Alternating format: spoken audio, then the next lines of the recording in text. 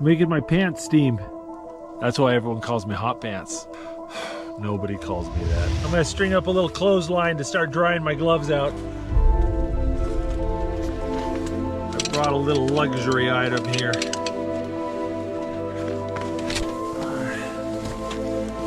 Laying in that snow was getting my legs so cold. This is nice. Oh. You can really feel the temperature difference out here.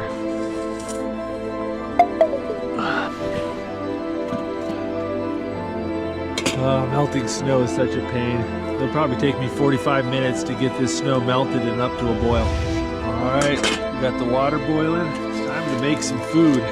Sounds like the wind's starting to kick up a little bit. Occasionally, snow's getting blown off the trees and landing on the tent. It's nice and cozy in here. Got my stew going. Beautiful lamb stew.